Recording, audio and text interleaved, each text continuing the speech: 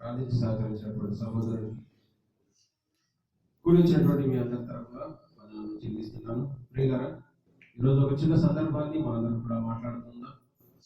మనందరికీ తెలుసు, మనకు చాలా రోజులుగా భయంకరమైనటువంటి పరిస్థితుల్లో మనం ఉన్నట్టుగా మనకు కనబడుతుంది. ప్రియులారా, అనేకులు ఈ యొక్క సందర్భాన్ని గురించి మనకు హెచ్చరిస్తున్నప్పటికీ ఇలాంటి కార్యక్రమాలు, ఇలాంటి పరిస్థితులు సమాజంలో ఎందుకు జరుగుతుందని ఆలోచిస్తే అనేకులు మనకు తెలియజేస్తున్నారు. ప్రియులారా, ఏమనిందంటే ఇదిగో కాలం కోరిక దగ్గరగా వచ్చిందని కదా, క్రీస్తు రాకడ దగ్గరగా వచ్చిందని, యుగాంతం రాబోతుందని, యేసుక్రీస్తు ప్రభుల వారు రెండవ రాకడలో ఈ యొక్క లోకానికి రాబోతున్నాడని, తెలియనటువంటి దేవుడు ఈ యొక్క లోకాన్ని తిరిగి తన చెంతకు చేర్చుకోవాలని ఆలోచన కలిగి ఉన్నాడు. కాబట్టి ఈ భూమి మీద మనిషి యొక్క పాపం పెరిగిపోయింది కాబట్టి దేవుడు ఇలాంటి పరిస్థితులను లోకంలో ప్రవేశపెడుతున్నాడు అన్నటువంటి సంగతి అనేకులు చెబుతున్నారు. అనేకులు సమాజానికి ప్రకటిస్తున్నప్పటికీ మనుషుల్లో మార్పు అనేది మనకు ఎక్కువగా కనిపించడం లేదు కదా. మనుషులందరూ కూడా చాలా భయంకరమైనటువంటి పరిస్థితులలో ఎవరితో మాట్లాడడానికి, ఒకరిని కలుసుకోవడానికి కదా, ఆనందంగా ఒక ఫంక్షన్ చేసుకోవడానికి కూడా వీలు లేనటువంటి పరిస్థితుల్లో మనం ఉన్నాం ప్రియులారా. మరి ఇలాంటి పరిస్థితుల్లో కదా, ఎక్కడ ఎవరికి ఏ రోగం ఉందో తెలియనటువంటి పరిస్థితుల్లో ఉన్న ప్రియులారా కదా, మనిషి చూడడానికి బయటికి కంటికి బాగానే కనిపిస్తాడు కదా, బయటికి కంటికి బాగానే కనిపిస్తాడు, కానీ ఆ లోపల ఆ వ్యాధి ఉన్నదా లేదా అన్న సంగతి మాత్రం మనిషి కనిపించదు. అంటే మనిషి అన్నవాడు బాగానే ఉంటున్నాడు, మనిషి వ్యక్తి బాగానే కనిపిస్తున్నాడు, కానీ ఆయనలో ఉన్నటువంటి రోగం అనేది మనకు కనిపించడం లేదు ప్రియులారా. ఇలాంటి భయంకరమైనటువంటి పరిస్థితులలో బ్రతుకుతున్నటువంటి మనిషి భయపడుతున్నటువంటి మనిషి పాపాన్ని విడిచిపెట్టి బ్రతుకుతున్నారా అంటే చాలా కొద్ది మంది అని చెప్పాలి ప్రియులారా.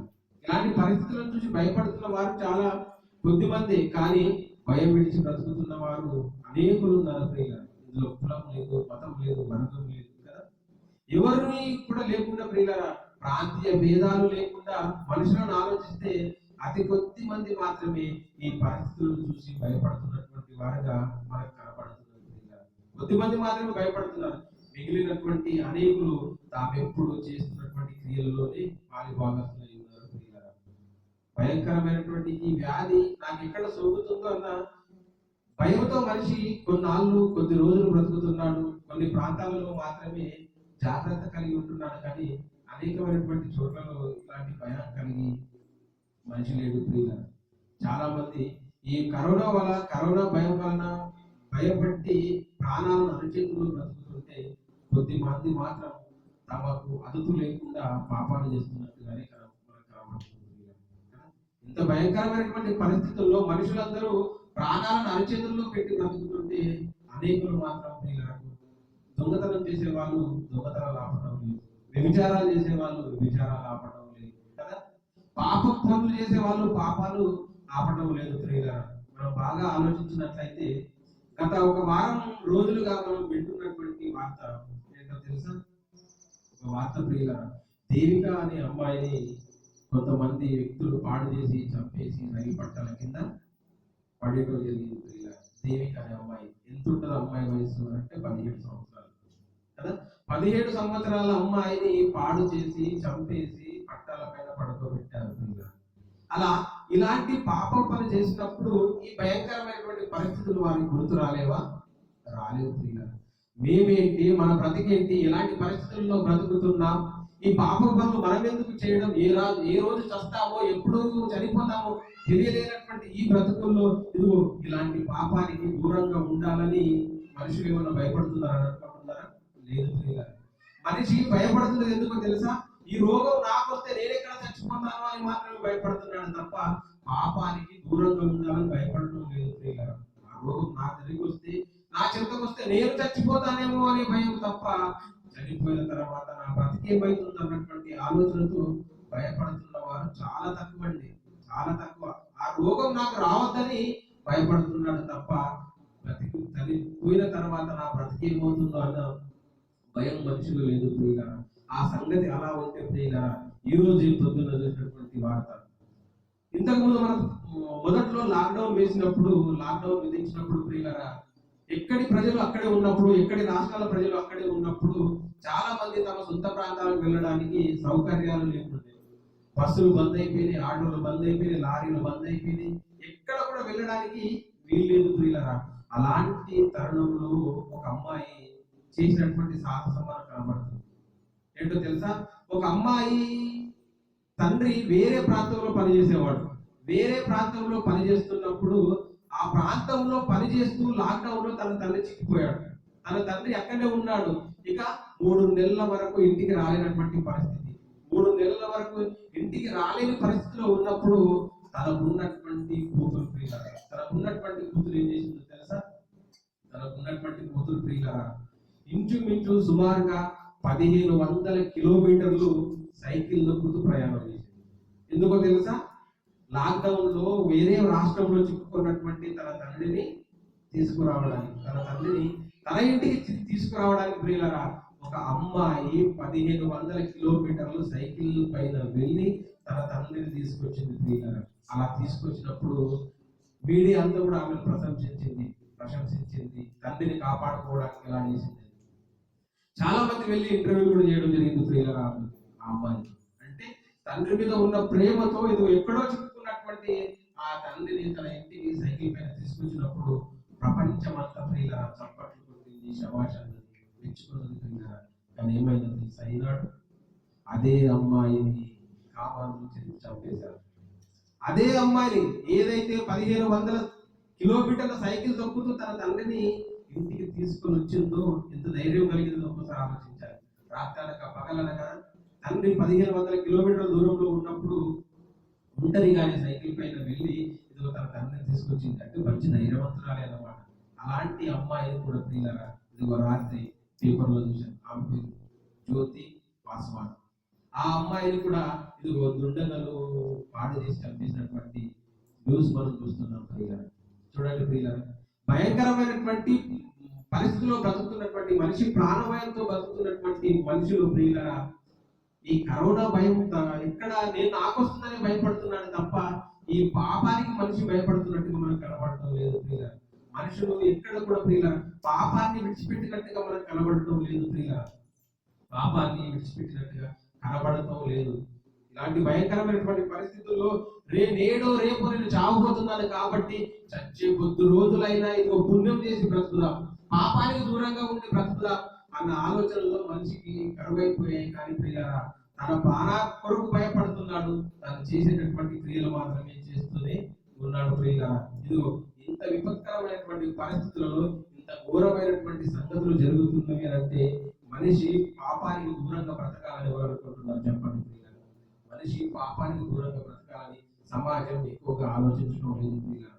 కాలం అనేది చాలా భయంకరమైనది ప్రియులారా. ఈ భయంకరమైనటువంటి కాలంలో కూడా మనిషికి మార్పు రాకపోతే మరెన్నటికి ఆ మనిషి మార్పు చెందడు ప్రియులారా, మార్పు చెందడు. క్రైస్తవులమైనటువంటి మనము కూడా మన పరిస్థితులను ఒకసారి బాగా ఆలోచించుకోవాలి ప్రియులారా.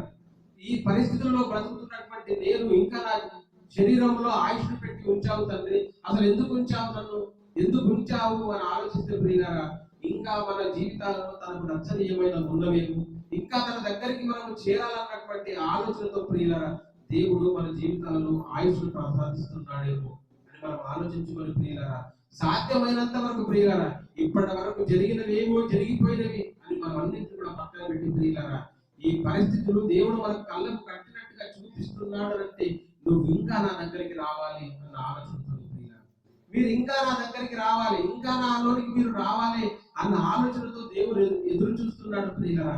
అందుకే ఇదిగో చిన్న మొదలుకొని అతి పెద్దదైనటువంటి ఏ లోపమైనా కూడా ప్రియులారా మనలో ఉన్నట్లయితే ఇదిగో వాటన్నిటిని పక్కన పెడదాం ప్రియులారా, వాటన్నిటిని పక్కన పెడదాం. ఎందుకో తెలుసా ఈ పరిస్థితులన్నీ చూస్తే కూడా ప్రియులారా ఇదిగో తీర్పు రాబోతుందని మనం అనుకోవాలి ప్రియులారా కదా.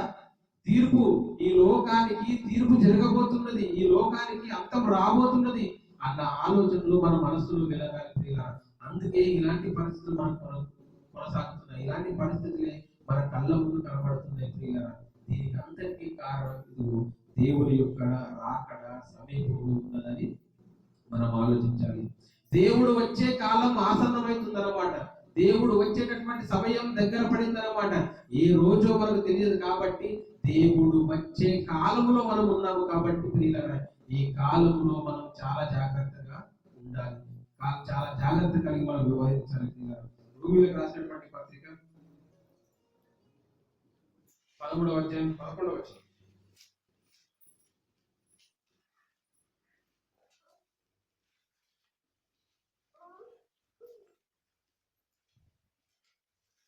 రోమా పత్రిక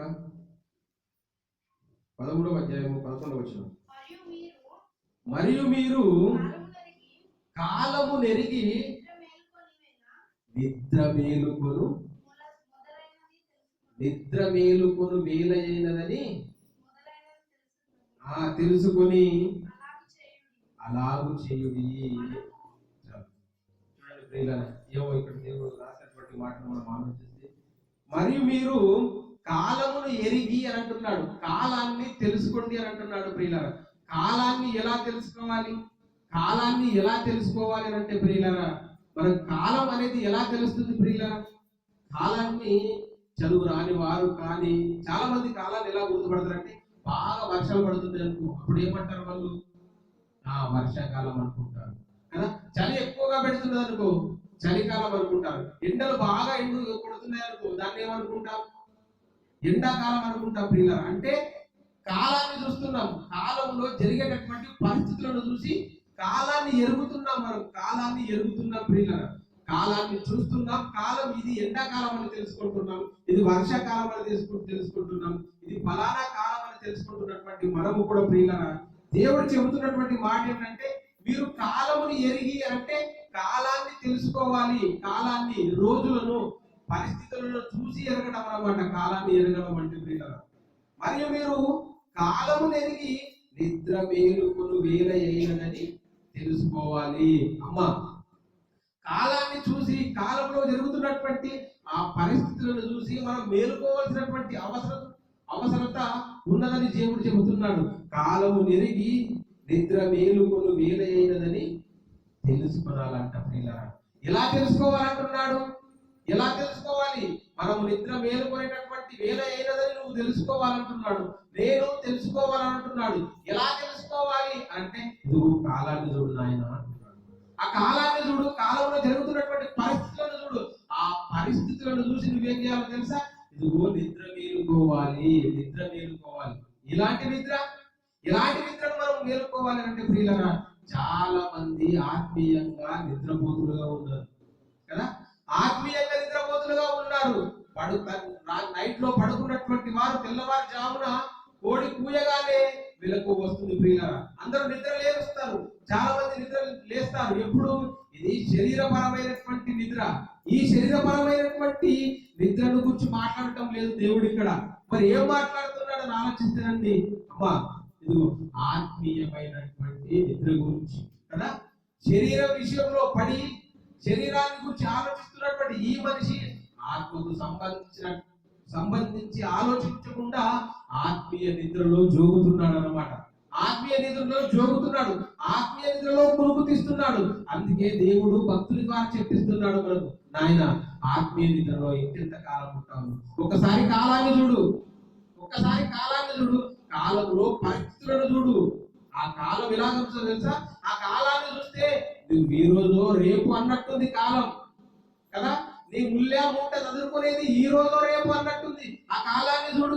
ఇప్పుడైనా లేవని దేవుడు చెబుతున్నాడు ప్రియులారా. ఇదిగో కాలాన్ని చూడు నాయన. కాలాన్ని చూసి ఆత్మీయ నిద్రను మేలుకొని చెప్తున్నాడు. మరియు మీరు కాలము నెరిగి నిద్ర మేలుకొను వేళ అయినదని తెలుసుకుని అలాగు చేయుడి. కాలాన్ని చూసి, ఇదిగో నేను ఆత్మీయమైనటువంటి నిద్రలో నుండి మేలుకోవాలి. నేను ఇప్పటి వరకు నేను మేలుకోకుండా పడుకున్నాను. ఆత్మీయంగా నేను నిద్రావస్థలో ఉన్నాను కాబట్టి ఇదిగో ఈ పాడు నిద్రను, ఆత్మ సంబంధమైనటువంటి ఈ నిద్రను నేను విడిచిపెట్టి ఇదిగో నేను మెలుకోవాలి. నేను మెలుకొని దేవుని యందు భయభక్తులు కలిగి ఉండాలని మనం అందరూ కూడా ఆలోచించుకోవాలని ప్రియులారా దేవుడు ఈ మాట చెబుతున్నాడు.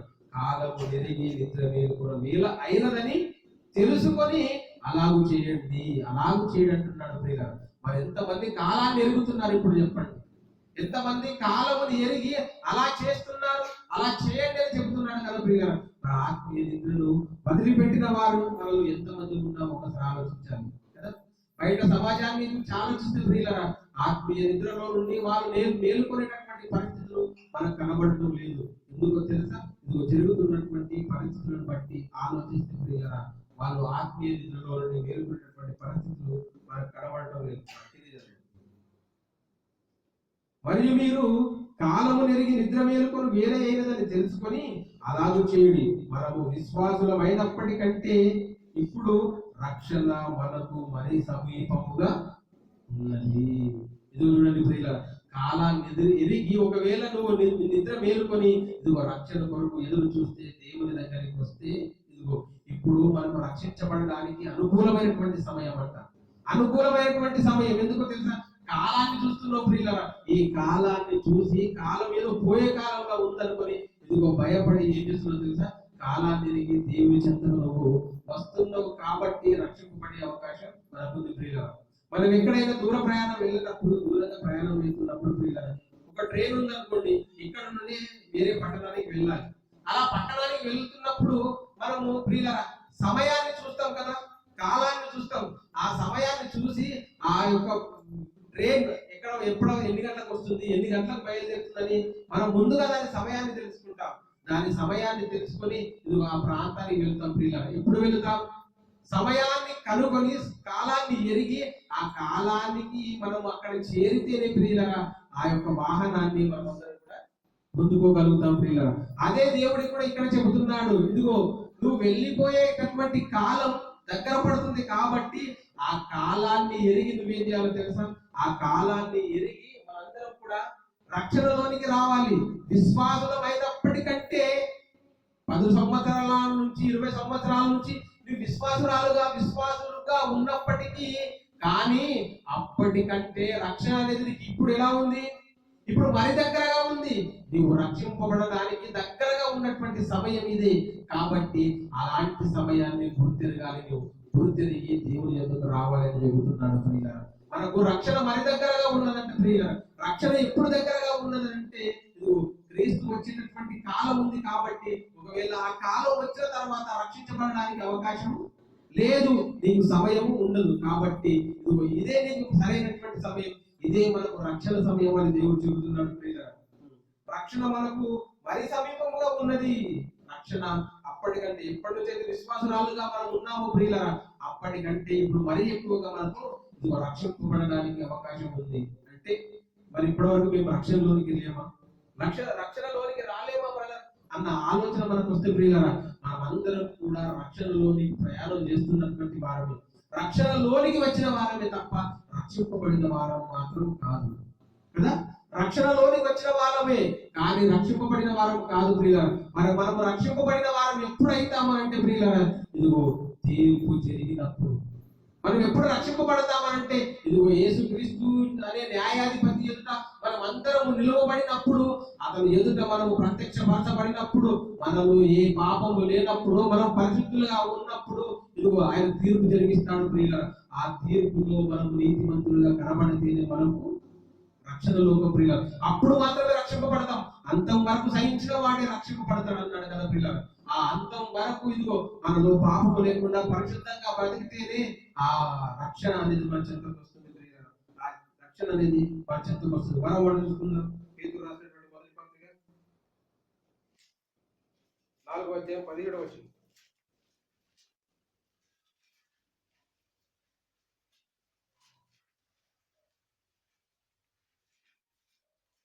4వ అధ్యాయము 17వ వచనం.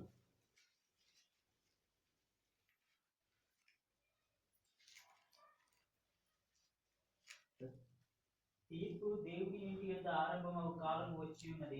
బాగా వినాలి ప్రియులారా. ఇంతకు ముందు ఏమన్నాడు? కాలము నెరిగి నిద్ర మేలుకోండి. కాలము నెరిగి ఇదిగో మీరు వేల అయినదని తెలుసుకొని నిద్ర మేలుకోవాలి. ఆత్మీయ నిద్రను మనం అందరం కూడా మేలుకోవాలి అంటున్నాడు ప్రియులారా. అమ్మ బాగా వినాలి. కాలాన్ని చూసి మార్పు పొందండి అని అంటున్నాడు. కాలం పరిస్థితులను చూసి ఇదిగో మీరు మార్పు పొందండి అని అక్కడ చెబుతున్నాడు. ఇప్పుడు ఇక్కడ వచ్చేసరికి ఏం చెబుతున్నాడు చూడండి. తీర్పు దేవుని ఇంటి యొద్ద ఆరంభమగు కాలము వచ్చి ఉన్నది. తీర్పు దేవుని ఇంటి వద్ద ఆరంభమయ్యే కాలం వచ్చిందంట. అక్కడనేమో కాలం నెరిగి నిద్ర మేల్కోమన్నాడు. అదే కాలము అని అంటే ఇదిగో తీర్పు తీర్చేటటువంటి కాలం అని అంటున్నాడు ప్రియులారా. మరి ఆ తీర్పు ఎవరి దగ్గర స్టార్ట్ అవుతుంది? ఆ కాలం ఎవరి దగ్గర ప్రారంభమవుతుంది? ఆ కాలం ఎక్కడ ప్రారంభమవుతుంది అని ఆలోచిస్తే ప్రియులారా, ఇదిగో తీర్పు దేవుని ఇంటి వద్దనే ఆరంభమవుతుందంట. మరి ఇంతకీ దేవుని ఇల్లేది? అమ్మా, తీర్పు అనేది దేవుని. తీర్పు అంటే ఏంటి? శిక్షకు ముందు జరిగే దానిని తీర్పు అంటారు. శిక్షకు ముందు జరిగే దానిని, ఒక వ్యక్తి దోషి అయినప్పుడు ప్రియులారా, ఆయన చేసింది తప్ప ఒప్ప అనేది నిర్ధారించిన తర్వాతనే ఆయన శిక్షలోకి వెళ్ళిపోతాడు లేదా విడిపింపబడతాడు ప్రియులారా. దానినే మనం తీర్పు అంటాం. శిక్షకు ముందు జరిగే దానిని తీర్పు అంటాం ప్రియులారా. అలా తీర్పు జరుగుతుందంట. అలా తీర్పు జరుగుతుందంట. ఎక్కడ జరుగుతుందంట తీర్పు? వినాలి. తీర్పు ఎక్కడ జరుగుతుందంట? దేవుని ఇంటి యొద్ద తీర్పు జరుగుతుందంట ప్రియులారా. మరి దేవుని ఇల్లు ఏది? దేవుని ఇల్లు ఏది అని అంటే ప్రియులారా, దేవుని ఇల్లు ఏది అంటే ఇదిగో దేవుని ఇల్లు అంటే సంఘము. దేవుని ఇల్లు అంటే సంఘము ప్రియులారా. ఎవరెవరైతే క్రీస్తుని అంగీకరించారో, ఎవరెవరైతే క్రైస్తవులుగా మారారో, ఈ క్రైస్తవులందరూ కూడా ఎవరో తెలుసా? దేవుని ఇల్లు అంట. అంటే ఈ దేవుని ఇంటి వద్ద ఏం ఆరంభమవుతున్నది? తీర్పు అనేది ఆరంభమవుతుందంట ప్రియులారా. మనం అందరం కూడా చాలా ఏమనుకుంటామో తెలుసా? క్రీస్తునందున్న వారికి ఏ శిక్ష లేదు అని మనం అనుకుంటాం కదా. క్రీస్తునందున్న వారికి ఏ శిక్ష లేదు. క్రీస్తునందు ఉంటే ఏ శిక్ష లేదా? క్రీస్తు అనుకున్నట్టుగా బ్రతికితే శిక్ష లేదా? బాప్తిజం తీసుకున్నంత మాత్రాన శిక్ష లేదా? బాప్తిజం తర్వాత మన బ్రతుకు బాగుండాలా, బాగుండకపోతే శిక్ష. ప్రియులారా, బాగా ఆలోచించాలి కదా. ఇదిగో నేను దేవుని నమ్మాను, రక్షణలోకి వచ్చాను, బాప్తిజం తీసుకున్నాను కాబట్టి నాకు ఏ ఆటంకం లేదు, నాకు ఏ భయం లేదు, నాకు పరలోకం కన్ఫర్మ్ అని అనుకుంటున్నారు చాలా మంది. అది తప్పు ప్రియులారా, అది తప్పు. క్రీస్తులోనికి వచ్చావా, వచ్చిన తర్వాత ఇదిగో నీకేముందో తెలుసా? తీర్పు ఉంది అంటున్నాడు. దేవుని తీర్పు ఎక్కడ ప్రారంభమవుతుంది? ఇదిగో దేవుని ఇంటి వద్ద. అంటే ఇదిగో క్రైస్తవుల వద్దనే మొదట తీర్పు ప్రారంభమవుతుంది. శిక్ష అనేది ఎక్కడి నుంచో వస్తుందో తెలుసా? ఇదిగో క్రైస్తవుల దగ్గర నుంచే ప్రారంభమవుతుంది. మేము క్రీస్తుని నమ్మాము కదా, ఇదిగో మనల్ని ఒక పక్కన పెట్టి క్రీస్తుని నమ్మని వారికి శిక్ష విధిస్తాడేమో, క్రీస్తుని నమ్మని వారికి మొదట తీర్పు తీరుస్తాడేమో అని అనుకోకండి ప్రియులారా. అని ఎప్పుడు మనం అనుకోవద్దు. మొదట ఏంటో తెలుసా? ఇదిగో నీ దగ్గర నుండే ప్రారంభమవుతుంది శిక్ష. నా దగ్గర నుండే ప్రారంభమవుతుంది శిక్ష. అందుకే చాలా మంది ఏమంటారో తెలుసా? ఇదిగో ముందు నీ ఇంటిని కడుక్కొని మమ్మల్ని కడుగు అనే సామెత మనకు ఉంటుంది కదా. దేవుని యొక్క మాట కూడా మొదట మనల్ని మన ఇంటిని మనం శుభ్రం చేసుకోవాలి కదా. అదే దేవుడు చేస్తున్నాడు. నా ఇల్లు ఏది అని దేవుడు చెప్పుకుంటున్నాడో, క్రైస్తవ సంఘాన్ని ఏదైతే నా ఇల్లు అని చెప్పుకుంటున్నాడో అదే ఇంటి నుంచి దేవుడు ప్రారంభిస్తున్నాడు. మొదట నా ఇల్లు శుభ్రంగా ఉండాలి, మొదట నా ఇల్లు తీర్చబడినదై ఉండాలని ఇదిగో దేవుడు ఆలోచిస్తున్నాడు ప్రియులారా. అందుకే తీర్పు అనేది ఎక్కడ ప్రారంభమవుతుందో తెలుసా? ఇదిగో క్రైస్తవులమైన మన దగ్గర నుండి తీర్పు అనేది ప్రారంభమవుతుంది ప్రియులారా. ఆ కాలము వచ్చి ఉన్నది, అది మన యుద్ధనే ఆరంభమైతే దేవుని సువార్తకు అవిధేయులైన వారిగా గతి ఏమగును? క్రైస్తవుల వెంటనే తీర్పు ఆరంభమైతే అసలు క్రీస్తును నమ్మనిరైనటువంటి వారి పరిస్థితి ఎట్లుంటది కదా. క్రైస్తవులకే మొదట తీర్పు తీరుస్తే అసలు క్రీస్తును నమ్మని వారికి ఇంకెంత భయంకరమైనటువంటి తీర్పు ఉంటుందో ఇదిగో మనం అందరం కూడా ఆలోచించుకోవాలని ప్రియులారా దేవుడి యొక్క మాటలు మనకు రాస్తున్నాడు కదా. తీర్పు దేవుడి యొక్క ఆరంభమైనటువంటి కాలం వచ్చి ఉన్నదంట. కాలం వస్తున్నది, వచ్చి ఉన్నది అని అంటున్నాడు. అక్కడనేమో ఇది కాలము నెరిగి నిద్ర మేలుకోండి, ఆ కాలమే నీ యుద్ధకు వచ్చేటటువంటి తీర్పు కాలం. కాలం సమీపించింది కాబట్టి నువ్వు నిద్ర మేలుకో. ఆ నిద్ర మేలుకోకపోతే ఇదిగో తీర్పు నీ ఇంటి యుద్ధ ప్రారంభమవుతుంది. ఆ తీర్పు జరిగేటటువంటి కాలం నీ దగ్గరకు వస్తుందని చెబుతున్నాడు ప్రియులారా. మరియు నీతిమంతుడే రక్షింపబడుట దుర్లభమైతే భక్తిహీనుడు పాపిని ఎక్కడ నిలుతురు? నీతిమంతుడే రక్షింపబడుట దుర్లభమైతే ఇదిగా పాపులు, భక్తిహీనులు, అసలు క్రీస్తులోనికి రాని వాళ్ళు, భక్తి చేయని వాళ్ళు ఇక వారెక్కడ రక్షింపబడతారు కదా. రోజు వారం బైబుల్ పట్టుకుని మందిరాలకు వస్తున్నటువంటి మనమే పాటలు పాడుతున్నటువంటి, మనమే ప్రార్థనలు చేస్తున్నటువంటి, మనమే వాక్యాలు చెబుతున్నటువంటి మనమే రక్షింపబడకపోతే అసలు మందిరమే తెలియనడు వాడు, ప్రార్థనే తెలియనడు వాడు, వారికి ఎలాంటి రక్షణ వస్తుంది? ఎక్కడ రక్షణ వస్తుంది చెప్పండి ప్రియులారా? అదే చెబుతున్నాడు. మరియు నీతిమంతుడే రక్షింపబడట దుర్లభమైతే, రక్షింపబడకపోతే భక్తిహీనుడును పాపి ఎక్కడ నిలుతును అంటే ఈ మాటలోని భావం ఏంటో తెలుసా ప్రియులారా? నీతిమంతుల్లో కూడా అనేక మంది శిక్షలోకి వెళ్ళిపోయే అవకాశం ఉందంట. ఈ లోకములో నీతిమంతులుగా పిలువబడిన వారు సైతం ఇదిగో తప్పిపోయిన వారు ఉన్నారు. అలాంటి వారు శిక్షల్లోనికి, తీర్పులోకి వెళ్ళిపోయే ప్రమాదం ఉంది, ప్రమాదం అవకాశం ఉందని చెబుతున్నాడు ప్రియులారా. అలాంటప్పుడు దేవుని నమ్మాలను నువ్వే తప్పిపోయి ఇదిగో పాపంలో పడి నరకానికి వెళ్ళిపోతే అసలు దేవుణ్ణి నమ్మని వారికి ఇంకెలాంటి శిక్ష ఉండదు అని దేవుడు ఈ యొక్క సందర్భంలో తెలియజేస్తున్నాడు ప్రియులారా. దేవుని ఇంటి వద్దనే తీర్పు అనేది ఆరంభమవుతున్నది కాబట్టి ఆ దేవుని ఇల్లు ఎవరో కాదు, ఆ దేవుని ఇల్లు నువ్వు నేను. కాబట్టి క్రైస్తవులమైనటువంటి మనం ఇదిగో మన యొద్దనే దేవుని తీర్పు ఆరంభమవుతుంది ప్రియులారా. మనము అంటే ఇదిగో క్రైస్తవులు. చూడండి ప్రియులారా కదా, ఈనాడు క్రైస్తవ్యాన్ని చూసి బాధపడవలసినటువంటి విషయం ఏంటో తెలుసా ప్రియులారా? క్రైస్తవులలో చాలా మంది నామకార్థ భక్తులు అయ్యారు కదా. పైకి భక్తిగా వారిగా కనిపిస్తున్నారు, లోపల మాత్రం ప్రియులారా చేసేటటువంటి కార్యక్రమాలు చేస్తున్న వారిగానే ప్రపంచమంతటా మనకు కనిపిస్తున్నారు ప్రియులారా. అందుకేనండి క్రైస్తవులతోనే దేవుడు ఎన్నోసార్లు చెబుతున్నాడు, ఇదిగో మీరు మారండి, మీరు మారండి. మారినోళ్ళని పట్టుకొని మళ్ళీ మారండి మారండి అని అంటున్నాడంటే మనలో పరిపూర్ణమైనటువంటి మార్పు రాలేదన్నమాట. మనలో పరిపూర్ణమైనటువంటి మార్పు రాలేదన్నమాట. ఏదో చిన్న తప్పు చేస్తున్నాం, ఆ చిన్న తప్పే కదా అని వాటిని విడిచిపెట్టే పరిస్థితుల్లో ఈనాడు క్రైస్తవులు చాలా మంది ఉన్నారు ప్రియులారా కదా. క్రైస్తవులుగా పిలువబడుతున్నాం కానీ ఆ క్రైస్తవులైనటువంటి క్రీస్తులు ధరించినటువంటి ఆయన యొక్క గుణగణాలు మనలో నివసించడం లేదు ప్రియులారా, మనలో రావటం లేదు. అందుకే దేవుడు చెబుతున్నాడు ప్రియులారా, నీతిమంతుడే రక్షింపబడకపోతే ఇక మామూలుగా పాపులు అనే వాళ్ళు ఎలా రక్షింపబడతారు? పాపులు అనే వాళ్ళు ఎలా రక్షింపబడతారు? నాయన ఇదిగో జాగ్రత్త, నీతిమంతులుగా పిలువబడుతున్నావు కదా అమ్మ, నీతిమంతురాలిగా పిలువబడుతున్నావు కదా, ఇదిగో నీ యొద్దనే తీర్పు ఆరంభమవుతుంది. అలా తీర్పు ఆరంభమయ్యే కాలం వస్తుంది కాబట్టి ఆ కాలాన్ని చూసి నువ్వేం చేయాలో తెలుసా? నిద్ర మేలుకు, ఇంకా ఆత్మీయ నిద్రలో ఉన్నావేమో లేదా భ్రమలో ఉన్నావేమో. ఇదిగో క్రీస్తు వస్తే నాకేం భయం లేదు, నేను పరలోకానికి వెళ్ళిపోతానన్న భ్రమలో ఉన్నావేమో. చూడండి ప్రియులారా, అలా భ్రమలో ఉన్నావేమో కదా. మనం ఒకసారి ఈ మాటలన్నీ కూడా మన మనస్సులో పెట్టుకుని ఆలోచించాలి ప్రియులారా. మనము పరిపూర్ణంగా మార్పు చెందాలి ప్రియులారా. పరిపూర్ణంగా నెలకు ఒకసారి బల్ల తీసుకున్నంత మాత్రాన ప్రియులారా మనం పరిపూర్ణమైనట్టు కాలేదు ప్రియులారా. మన జీవితం అంతా కూడా మారిపోవాలి, మన మాట తీరు మారాలి, మన ప్రవర్తన మారాలి కదా, మన నడక మారాలి, నడవడిక మారాలి ప్రియులారా. మనమంతా కూడా మనం పరిపూర్ణంగా మారాలి ప్రియులారా. మనలో పక్కవాడు ఏలెత్తి చూపించేంత కూడా లోపం మనలో ఉండకూడదు. అలా అంతటి స్థితిలోకి మనం వెళ్ళిపోవాలి ప్రియులారా. దేవుడు అందుకే చెబుతున్నాడు, అదే దాని కొరకే ప్రయాసపడమంటున్నాడు ప్రియులారా. కాబట్టి విషయాన్ని అందరూ కూడా మనం అందరూ కూడా చాలా జాగ్రత్తగా ఆలోచించాలి. ఇదిగో దేవుని తీర్పు మన ఇంటి వద్దనే ఆరంభమవుతున్నది అంటే ఇందులో ప్రియులారా దేవుని యొక్క నమ్మకం కూడా మన పైన ఎక్కువనే ఉంది కదా.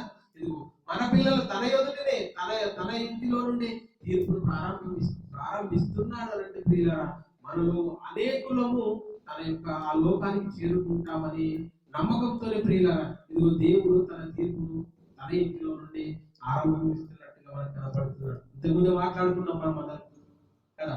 ఏంటంటే ప్రియులారా ఇదిగో క్రైస్తవులలో చాలా మంది కూడా నామకార్థమైనటువంటి భక్తి కనబరిచే వారుగా మనకు కనబడుతున్నారు. లోపల మాత్రం ఇదిగో వారు ఎప్పుడు చేస్తున్నటువంటి క్రియలలోనే, ఆడుతున్నటువంటి మాటల్లోనే నిమగ్నమైనట్టుగా కనబడతారు ప్రియులారా. బయటికి మాత్రం రూపంగా మాత్రం బాగానే ఉంటుంది ప్రియులారా, కానీ క్రైస్తవ్యం అనేది లోపల మనిషిలోని ఆలోచనలోని వెళ్ళి చూడగలిగితే ప్రియులారా అవి క్రీస్తుకు వ్యతిరేకమైనవిగా ఉంటాయి ప్రియులారా. అందుకే ఇలాంటి విషయాలను చూసి దేవుడు చాలా సార్లు బాధపడ్డాడు ప్రియులారా. అనేకులను చూసి ఇదిగో నా పిల్లలు ఇలా బ్రతుకుతున్నారు, నా పిల్లలు ఇలా బ్రతుకుతున్నారని నన్ను మోసం చేయడమే కాకుండా, నన్ను భ్రమ పెట్టడమే కాకుండా ఇదిగో వారిని వారు మోసం చేసుకుంటున్నట్టుగా వారి బ్రతుకులు ఉన్నది అన్నట్టుగా దేవుని యొక్క వాక్యం మనకు సెలవిస్తుంది ప్రియులారా. కాబట్టి క్రైస్తవులమైనటువంటి మనం ప్రియులారా ఇదిగో మందిరానికి వచ్చినంత మాత్రాన మనకు పరలోకం రాదని మీరు గుర్తుపెట్టుకోవాలి. బాప్తిజం తీసుకొని బల్లలో పాల్గొంటున్నంత మాత్రాన మనకు పరలోకం రాదని గ్రహించాలి ప్రియులారా. మనము పూర్తిగా మారిపోవాలి ప్రియులారా. మనం పూర్తిగా మారిపోవాలి. అందుకే అనేక సందర్భాలలో శిష్యులతో అంటాడు, శిష్యులు అప్పటికే మారిపోయిన వారు కదా ప్రియులారా. శిష్యులు అప్పటికే మారిపోయిన వారు కాబట్టి, కానీ ఆ శిష్యులతో ఏమంటాడు తెలుసా? మీరు మార్పు నొంది ఏమంటాడు? మీరు మార్పు నొంది పిల్లల వంటి వారు కావాలి అని అంటాడు. శిష్యుల్లోనే మార్పు లేదా? మరి శిష్యులలోనే మార్పు లేదంటే ఉంది, కానీ ఇంకా మారవలసి ఉందన్నమాట. ఇంకా ఏవో కొన్ని విషయాలు మార్చుకోవాల్సి ఉందన్నమాట. అందుకే చెబుతున్నా, అందుకే అంటాడు వాళ్ళతో, మీరు మార్పు నొంది పిల్లల వంటి వారైతేనే తప్ప ఆ రాజ్యంలోనికి మీరు చేరలేరంటే శిష్యుల్లోనే మార్పు కోరుకున్నాడు దేవుడు. అంటే నీలో నాలో ఇంకెంత మార్పు కోరుకుంటున్నాడు?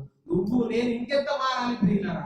అలాంటి మార్పుని దేవుడు మనకు కోరుకుంటున్నాడు. అలాంటి మార్పును మనమందరం కూడా పొందుకోవాలి ప్రియులారా. ఒకవేళ ఇలాంటి మార్పు కనుక మనకు ఉంటే ప్రియులారా, ఇలాంటి మార్పు మనలో ఉంటే మనం ఏమనుకుంటామో తెలుసా? దేవుడు ఎప్పుడు వచ్చినా నాకేం భయం లేదు కదా, ఈ రోజే తీర్పు జరిగినా నాకేం భయం లేదు, ఐఎమ్ ఆల్వేస్ పర్ఫెక్ట్ అనుకుంటాం కదా. ఇదిగో ఈ క్షణమే దేవుడు దిగి వచ్చిన నాకేం భయం లేదు, దేవుడు దిగి వచ్చిన నేను పరలోకానికి వెళ్ళిపోతామన్న ధైర్యం మనలో ఉంటుంది ప్రియులారా. ఈ ధైర్యం మనలో ఉండాలంటే మన భక్తి పరిపూర్ణమైనది ఉండాలి ప్రియులారా. మనం ఎప్పుడైతే మనలో భక్తి పరిపూర్ణంగా ఉంటుందో, మన యొక్క మనస్సు మన మీద నేరారోపణ చేయదో, ఇదిగో అప్పుడు మనం ధైర్యం కలిగిన వారమై ఉంటాము. ఇదే మాటను యోబు యొక్క స్నేహితుడు యోబు గారితో చెబుతుంటాడు. యోబు గ్రంథము 4వ అధ్యాయం 6వ వచనం.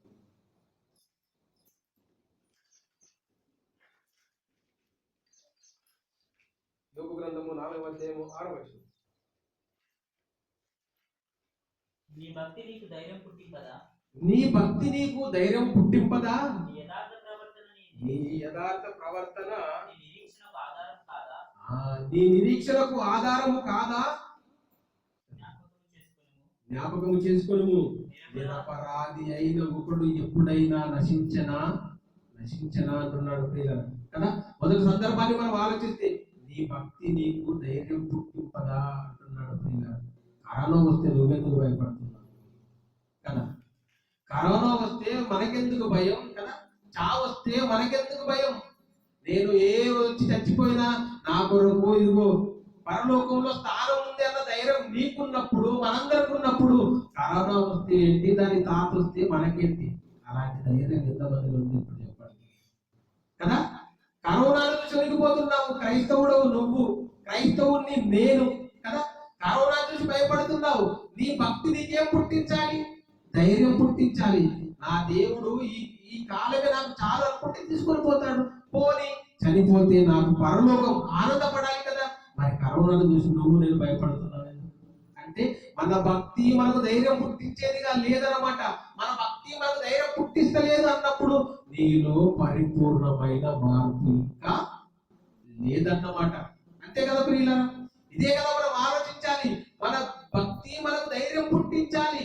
దేవుడు నీకు రోగం వచ్చినా రోగం రాకపోయినా మన యొక్క ఆయుష్కాలం ఎప్పటి వరకు అప్పటి వరకే ఉంటాం. దేవుడు ఎప్పుడు తీసుకొని పోతే అప్పుడు వెళ్ళిపోతాం మనం. అలాంటిది దేవా ఇదిగో నాకు పరలోకం రాకుండా మిస్ అయిపోతుందేమోనన్న భయం మనలో ఎక్కువగా ఉండాలి. కానీ దానికంటే ఎక్కువ భయం దేనికుందో తెలుసా? కరోనాకి భయపడుతున్నాం ప్రియులు, కరోనాకి భయపడుతున్నాం. కానీ దేవుడు చెబుతున్నటువంటి మాట ఏంటో తెలుసా? నీ భక్తి నీకు ధైర్యము పుట్టింపదా? నీ యథార్థ ప్రవర్తన నీ నిరీక్షణకు ఆధారము కాదా? నీవు ఎదురు చూస్తున్న దానికి ఆధారం కాదా? ఏంటి ఆధారం? నీ ప్రవర్తన. నీ ప్రవర్తన నీకు ఆధారం కాదా? దేనికంటే దేనికైతే నిరీక్షణ కలిగి ఉన్నావో, పరలోకం చేరుకోవాలని, పరలోకాన్ని పొందుకోవాలని నిరీక్షణతో ఎదురు చూస్తున్నావో, అలా ఎదురు చూస్తున్నటువంటి ఆ మహాపట్టణానికి నీ ప్రవర్తనే ఆధారం. నీ ప్రవర్తనే ఆధారం. నీ యథార్థ ప్రవర్తన నీకు నీ నిరీక్షణకు ఆధారము అంటున్నాడు ప్రియులారా. నీ భక్తి నీకు ధైర్యం పుట్టించాలి. మన భక్తి మనకు ధైర్యం పుట్టించాలి. మన యథార్థ ఎలా ధైర్యం పుట్టించాలి? నా యథార్థ ప్రవర్తన, నేను మంచివాడిని, నా ప్రవర్తన బాగుంది, నేను చస్తే పరలోకం. ఇలాంటి ప్రవర్తన నీకుంటే అది నీకు ధైర్యం పుట్టిస్తుంది, నీ నిరీక్షణకు ఆధారాన్ని ఇస్తుంది అని దేవుడు చెబుతున్నాడు ప్రియులారా. నీ భక్తి నీకు ధైర్యం పుట్టింపదా? నీ యథార్థ ప్రవర్తన నీ నిరీక్షణకు ఆధారం కాదా? జ్ఞాపకము చేసుకోము. నిరపరాధి అయిన ఒకడు ఎప్పుడైనా నశించనా? యథార్థ వర్తనుడు ఎక్కడైనా నైనా నిర్మూలమైరా కాలేదు. ఎక్కడ ప్రియులారా? ఎక్కడ కాలేదు కదా. జ్ఞాపకము చేసుకోవడము, నిరపరాధి అయిన ఒకడు ఎప్పుడు నశించలేదు, యథార్థ వర్తనుడు ఎక్కడైనా నిర్మూలము కాలేదు ప్రియులారా. ఒకవేళ యథార్థ ప్రవర్తన గల వారివైతే, నేను యథార్థ ప్రవర్తన గల వాడినే అయితే ప్రియులారా, మన భక్తి మనం ధైర్యం పుట్టించాలి. ఎందుకు తెలుసా? యథార్థ ప్రవర్తనలు నశించిపోయినట్టు ఎక్కడ లేదు. నీకు ఎందుకు భయపడుతున్నావు కదా? నీతిమంతులు నశించిపోయినట్టు ఏడా చూడలేమే చరిత్రలో. మనం ఎందుకు భయపడుతున్నావు? నేను ఎందుకు భయపడుతున్నాను?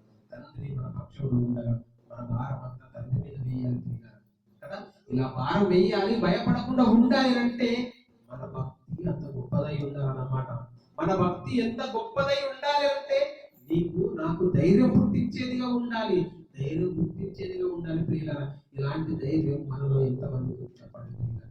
ఈ ధైర్యం మనకి ఎప్పుడు వస్తుందంటే, మనం ఈ భూమి మీద నీతిమంతులుగా మనలో ఏ పాపం లేకుండా బ్రతుకుతున్నప్పుడు ఆ ధైర్యం వస్తుంది ప్రియులారా. ఇలాంటి వ్యక్తి మన బైబిల్లో కనబడతాడు. పౌలు గారు ఏమంటాడో తెలుసా? బ్రతుకుట క్రీస్తే, చావైతే మేల. చావు ఆయనకు మేలంట ప్రియులారా. ఎందుకు మేలు? ఆయన భక్తి ఆయనకు ధైర్యం పుట్టించింది. చస్తే నా కొరకు జీవ కిరీటం ఉంది. మరి నీకుందా? నాకుందా? పౌలు గారికి ఉంది కాబట్టి ధైర్యంతో చెప్పుకుంటున్నాడు, చస్తే నా కొరకు జీవ కిరీటం ఉన్నది. చావైతే మేలే. బ్రతుకుట క్రీస్తు కొరకే కదా. బ్రతికితే క్రీస్తు కొరకు బ్రతుకుతాను, చస్తే నాకు మేలే. ఎందుకంటే ఆ లోకంలో నాకు స్థానం ఉంది. ఆ కాలాన్ని ఎరిగాను నేను. ఆత్మీయ నిద్రను మేలుకున్నాను నేను. తీర్పు కొరకు నిరీక్షణతో ఎదురు చూస్తున్నాను. నా యథార్థ ప్రవర్తన నన్ను కాపాడుతుంది, ఆ పరలోకాన్ని నాకు ఇస్తుందని ఆ మహాభక్తుని యొక్క మాటలు ప్రియులారా ఏంటో తెలుసా? చావైతే మేలు అంటున్నాడు. చావైతే మేలు అని అంటున్నాడండి. ఇప్పుడైనా కూడా ప్రియులారా, చాలా మంది భక్తులు మనం ఆలోచిస్తే, భక్తులైన వారు చావును ప్రేమగా స్వీకరించినటువంటి వారు ఉన్నారు చాలా మంది. ఎందుకంటే ఈ లోకంలో చాలా కష్టాలు పడ్డారు. ఈ లోకంలో అనేకంగా ఇబ్బందులు పడ్డారు ప్రియులారా.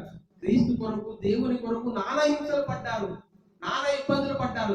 తర్వాత ఫైనల్కి వచ్చేసరికి ఏం చేస్తున్నారు తెలుసా? దేవా ఎప్పుడు వస్తుందో నన్ను ఎప్పుడు తీసుకుంటాను, నాకు తొందరగా చావు నీకు అని కోరుకున్న వాళ్ళు ఉన్నారు బైబుల్లో ప్రియులారా, భక్తులు కదా. నన్ను తీసుకోపోతండ్రి, ఈ లోకంలో నేను చేయవలసినంత చేశాను, ఆ పరలోకాన్ని ఎప్పుడెప్పుడు చూడాలని ఉంది, నీ దగ్గరికి రావాలని ఉంది, నన్ను చంపి నన్ను తీసుకోకు అన్నటువంటి సందర్భాలు మనకి బైబుల్లో కనబడతాయి. అంటే వారి భక్తి ఎంత గొప్పదో చూడండి ప్రియులారా. వారి భక్తి ఎంత గొప్పదో చూడండి. అంటే వారికి కన్ఫర్మ్ అయిపోయింది, నేను చస్తే పరలోకంలో నా కొరకు నా దేవుడు నన్ను ఆహ్వానించడానికి సిద్ధంగా ఉన్నాడు. తన పక్కన సింహాసనం మీద నన్ను కూర్చోబెట్టడానికి ఎదురుగా ఉన్నాడు నా దేవుడు. దేవదూతుల చేత నన్ను కొనిపోబడతాడు, ఆ మహాలోకంలో నాకు స్థానం ఉంది అని మనిషికి ఎప్పుడైతే ధైర్యం ఉంటుందో అప్పుడు మనిషి దేన్ని ప్రేమిస్తాడో తెలుసా? చావును కూడా ప్రేమిస్తాడు. అందుకే దేవుడు అంటాడు, యెహోవా భక్తుల మరణము ఆయనకు విలువైనది. భక్తుల మరణము దేవునికి విలువైనదంట ప్రియులారా. విలువైనది అంటే మరణం ఎవరికైనా విలువైతుందా? మరణం ఎవరికైనా మేలా? కాదు ప్రియులారా. కానీ భక్తులు దాన్ని విలువగా మేలుగా కోరుకున్నారంటే ప్రియులారా, ఈ లోకం శాశ్వతం కాదని వారు ఎరిగారు. ఈ లోకాన్ని ఎప్పుడైనా విడిచిపెట్టాలి అని అనుకున్నారు. కాబట్టి ఈ లోకంలో చుట్టం చూపుగా వచ్చాను, తిరిగి నా సొంతూరికి నేను వెళ్ళిపోవాలనుకున్నారు. ఆ చుట్టం చూపుగా వచ్చినటువంటి వారి ప్రయాణాలను ముగించుకొని తండ్రి నన్ను చేర్చుకో అన్నటువంటి ధైర్యం వారిలో ఉంటుంది కదా. అలాంటి ధైర్యమే మనలోనికి రావాలి. అలాంటి ధైర్యమే మనలోనికి వస్తే ప్రియులారా, చావుకు నువ్వు భయపడవు, నేను భయపడదు, ఎవ్వరు కూడా భయపడదు ప్రియులారా. ఎందుకు చెబుతున్నాను ఈ మాట అంటే, భక్తులు నేర్పించినటువంటి మాటే, చావైతే నాకు మేలే కదా. ఈ లోకంలో ఎన్ని రోజులు ఉండి చేసింది ఏంటి? చస్తే తనగా హాయిగా నా తండ్రి చెత్తను చేరుతాను, నా తండ్రి ఒళ్ళో కూర్చుంటాను, అనేక మంది దేవదూతల చేత సపర్యలు చేసుకుంటూ నేను సూర్యుడు లేని, చంద్రుడు లేని, ఆకలి లేని, దప్పులు లేని ఆ మహాలోకంలో నేను ఉంటే అంతకంటే నాకేంటి భాగ్యం? ఆ భాగ్యాన్ని కోరుకున్న వారు ప్రియులారా కదా. ఆ భాగ్యాన్ని కోరుకోవాలంటే ఇదిగో నీ భక్తి నీకు ధైర్యం పుట్టించాలి. నీ భక్తి నాకు పుట్టించాలి, ధైర్యం పుట్టించాలి ప్రియులారా. మన భక్తి మనకి ఎప్పుడైతే ధైర్యం పుట్టిస్తుందో అప్పుడు మనం దేనికి భయపడము. సరే, మరో మాట చూసుకొని ముగించుకుందాం ప్రియులారా. కాబట్టి మన భక్తి ఎప్పుడు కూడా మనల్ని ధైర్యం పుట్టించేదిగా ఉండాలి. ఆ ధైర్యం పుట్టించాలి అంటే ఇదిగో కాలము జరిగి ఆత్మీయ మనమందరం కూడా మేలుకోవాలి ప్రియులారా. 1 యోహాను పత్రిక 4వ అధ్యాయం 17వ వచనం.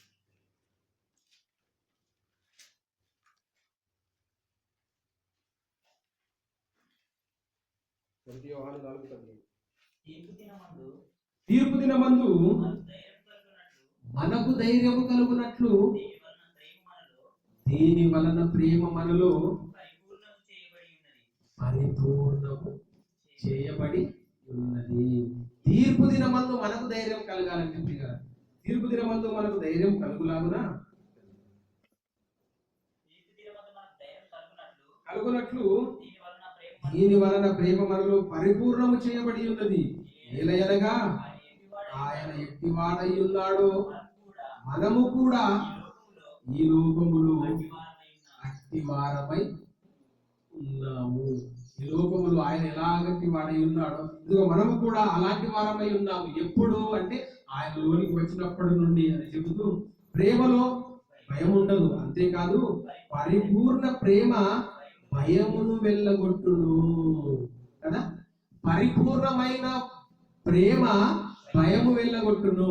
పరిపూర్ణమైన ప్రేమ భయమును వెళ్ళగొట్టును. అంటే నువ్వు నేను భయపడుతున్నావు అంటే పరిపూర్ణమైనటువంటి ప్రేమ మనలో లేదు అని అనుకోవాలి ప్రియులారా. అదే చెబుతున్నాడు, పరిపూర్ణమైనటువంటి ప్రేమ భయమును వెళ్ళగొట్టును. భయము దండులతో కూడినది, భయపడువాడు ప్రేమ యందు పరిపూర్ణము చేయబడిన వాడు కాడు అంటే ప్రియులారా. ఈ యొక్క మాటల్లోని సారాంశం అంతా కూడా ప్రియులారా ఒకటే ప్రియులారా, ఒకటే ఏంటో తెలుసా? ఇదిగో తీర్పు దినమందు మనకు ధైర్యం కలుగునట్లుగా ఇవన్నీ మనలో ఉండాలి అని చెబుతున్నాడు. ఇవన్నీ మనలో ఉండాలి అంటున్నాడు. ఇవన్నీ మనలో ఉండాలి అంటే ప్రియులారా మన భక్తి అధికమై ఉండాలి. అలా మన భక్తి అధికమై ఉన్నప్పుడు ఆ భక్తి మనకు ధైర్యాన్ని పుట్టిస్తుంది, భయాన్ని విడగొడుతుంది ప్రియులారా. మనలో ప్రేమను వృద్ధి చేస్తుంది, అభివృద్ధి చేస్తుంది. కాబట్టి ప్రియులారా ఈ మాటలు విన్నటువంటి మీరందరూ కూడా ఇప్పటి వరకు విన్న ఈ మాటలన్నీ కూడా ఆలోచించండి ప్రియులారా. ఒక్కసారి మిమ్మల్ని మీరు ఆలోచన చేసుకోండి. మనల్ని మనం మన మనసులో ఒకసారి ఆలోచించండి. మన భక్తి మనకి ఎంతవరకు ధైర్యాన్ని ఇస్తుంది, మనం చేస్తున్న భక్తి మనకి ఎంతవరకు ధైర్యాన్ని పుట్టిస్తుంది అని ఒక్కసారి మనల్ని మనం ఆత్మ విమర్శ చేసుకుంటే ఆత్మీయతలో మనం ఎంత స్థానంలో ఉన్నాం, ఇంకెంత స్థానానికి ఎదగాలి అన్న ఆలోచన మనకు వస్తుంది ప్రియులారా. అదే ఆలోచన మనకు వస్తుంది. కాబట్టి భక్తి విషయంలో మనకు ధైర్యం పుట్టించాలి ప్రియులారా. ధైర్యం పుట్టించేదిగా ఉండాలి అంటే ప్రియులారా మనలో ఉన్నటువంటి లోపాలను లోటుపాట్లను అన్నింటిని కూడా తీసేసినట్లయితే ప్రియులారా ఇదిగో దేవుడు మనకు ధైర్యాన్ని అనుగ్రహిస్తాడని మీరు ఈ యొక్క మాటలన్నీ కూడా ఆలోచించి దేవుని ఎదుట ధైర్యం కలిగిన వారిగా ఉండాలి అంటే మన భక్తి మనకు ధైర్యం పుట్టించాలి అంటే ప్రియులారా మనకు యథార్థమైనటువంటి ప్రవర్తన ఉండాలి. యథార్థమైనటువంటి ప్రవర్తన, నీతి కలిగినటువంటి ప్రవర్తన మనలో ఉండాలి ప్రియులారా కదా. బయటికి మంచిగా కనపడదు ప్రియులారా, లోపల దేవుడికి ఇష్టమైనటువంటి కార్యక్రమాలు చేసే వారికి మనము ఉండకూడదు ప్రియులారా. చాలా మంది ఎలా ఉంటారో ప్రియులారా, ఎలా ఉంటున్నారు ఈ రోజుల్లో అంటే అలానే కనబడుతున్నారు ప్రియులారా. ఎలా తెలుసా? ఫలాలు లేని అంజూరం చెట్టులా కనబడుతున్నారు. దూరం నుండి చూస్తే చెట్టు ఎలా కనిపిస్తుంది? అబ్బా పచ్చ ఆకులతో దగదగ మెరుస్తూ దాని లోపల ఎన్ని కాయలో ఉండవు అన్నట్టుగా దూరం నుండి కనిపిస్తుంది యేసుక్రీస్తు ప్రభుల వారికి. ఆ చెట్టు దగ్గరికి వెళితే ఎన్ని కాయలు ఉన్నాయి, ఎన్ని పండ్లు ఉన్నాయో అవి తినగానే నా ఆకలి తీరిపోతుంది అన్నాడు అనుకుంటున్నాడు. దగదగ మెరుస్తుంది చెట్టు కదా, నిండు ధనంతో పచ్చగా ఉంది ప్రియులారా. దగ్గరికి వెళ్ళి చూస్తే మాత్రం ఏమీ లేదు, తినడానికి ఒక పండు లేదు ప్రియులారా. నేటి క్రైస్తవ జీవితాలలో అలాంటి స్వభావం ఉన్న వాళ్ళము మనం ఉన్నామేమో ప్రియులారా. మనల్ని మనం ఒకసారి ఆలోచన చేసుకోవాలి. దూరం నుండి చూడగానే లేదా మందిరంలో చూడగానే ప్రియులారా ఇదిగో అందరము బాగానే కనిపిస్తున్నాం, కానీ ఇదిగో మనలోని ప్రవర్తన ఎలా ఉన్నదో మనం ఒక్కసారి మనం ఆత్మ విమర్శ చేసుకోవాలి ప్రియులారా. ఎందుకు చెబుతున్నాను ఈ మాటలు అంటే ప్రియులారా అలా ఆత్మ విమర్శ చేసుకొని సరి చేసుకుంటేనే ప్రియులారా ఇదిగో తీర్పు దినమందు మనం అందరం కూడా తప్పించబడతాం ప్రియులారా కదా. తీర్పు దినమందు ఇదిగో దేవుడు మనల్ని అందరినీ రక్షించే అవకాశం ఉంటుంది. ఎందుకంటే దేవుడు కోరుకున్నది ఏంటో తెలుసా? మనం పరిపూర్ణతనాన్ని కోరుకుంటున్నాడు, పరిపూర్ణత్వాన్ని కోరుకుంటున్నాడు. ఏదో కొంచెం కొంచెం మార్పు, ఏదో కొంచెం కొంచెం నీతి మనసు కాదు ప్రియులారా. టోటల్ గా మొత్తానికి ప్రియులారా పరిపూర్ణంగా మారాలి. అన్నం తినేటప్పుడు ఇంత తిని తెచ్చిపెడతాము తినం ప్రియులారా కదా. అన్నం తినేటప్పుడు మంచిగా తింటాం, తినగానే ఏదో పక్కన కొంచెం ఖాళీ అనిపించినట్టు ఇంకో ముద్ద చేస్తాం. పక్క ఖాళీ ఉండదు, ఎందుకు? పరిపూర్ణంగా తిన్నాక అనాలి, అంత పరిపూర్ణంగా తినాలి. అన్నం తినేటప్పుడు ఖాళీగా మాత్రం వేయం, ఇంకో చెంచి కొద్దిగా అయ్యేద్దాం కదా. ఆ ఎంత ఖాళీ ఉందో అంత ఖాళీ ఉన్న దాన్ని తినేసి అప్పుడు హాయిగా ఉంటాం. మరి భక్తి విషయంలో భక్తి విషయంలో ఖాళీ ఉండకూడదు ప్రియుల. భక్తి విషయంలో కూడా పరిపూర్ణమైనటువంటి భక్తి నీలోనికి రావాలి, నాలోనికి రావాలి. భక్తి విషయంలో మనం అందరూ కూడా పరిపూర్ణత్వంలోనికి వచ్చినప్పుడే దేవుడు ఆ మహాలోకాన్ని మనకి ఇస్తాడని మీరందరూ కూడా ఆలోచిస్తూ ముందుకు సాగాలని కోరుకుంటూ నా మాటలు ముగిస్తున్నాను. కళ్ళు మూసుకొని ప్రార్థన చేస్తాను. పరిశుద్ధ ప్రేమల మా పరలోక తండ్రి, వదలైనా గడిచిన కాలం అంతా కూడా మమ్మల్ని అందరినీ సజీవులుగా భద్రపరిచి ఉన్నతమైనటువంటి మీ యొక్క మాటల్ని మాకు వినిపించినందుకే మీ మరణం చెల్లిస్తున్నాను తండ్రి. ఇదిగో నాయన మిమ్మల్ని మీ కుమారుని తండ్రి కదండి క్రీస్తును వెంబడిస్తున్నటువంటి ఇదిగో నాయన మా యొక్కని తీర్పు ఆరంభమని మీరు సెలవిస్తున్నారు తండ్రి. ఆ యొక్క కాలాన్ని తండ్రి మేము ఎరిగి ఇదిగో మా బ్రతుకులను సరిదిద్దుకోమని ఆత్మీయంగా తండ్రి మేము ఆయన యావత్ మీరు గొప్పని మీ యొక్క మాటను బట్టి మేము అందరం కూడా గ్రహించుకుని ఉన్నాం తండ్రి. ఇదిగో నాయన మీరు మా నుండి కోరుకున్నది పరిపూర్ణమైనటువంటి భక్తి అని ఆలోచించుకుని ఉన్నాం తండ్రి. ఎదుట నీతివంతులుగా నాయన అలాగే యథార్థమైనటువంటి ప్రవర్తన కలిగి ఉండాలి అని తండ్రి. అలా ఉండాలి అంటే తండ్రి మా భక్తి ఇదిగో మీకు మెప్పించేదిగా ఉండాలని మీ యొక్క మాటలు బట్టి మేము తెలుసుకుని ఉన్నాం తండ్రి. ఇంకా తండ్రి మా బ్రతుకుల్లో 10 సంవత్సరాల నుండి భక్తులుగా జీవిస్తున్నప్పటికీ భక్తి కొనసాగిస్తున్నప్పటికీ తండ్రి మా జీవితాలలో తండ్రి మా భక్తి మాకు ధైర్యం పుట్టించడం లేదు తండ్రి. మాకు భక్తి ధైర్యం పుట్టించడం లేదు అంటే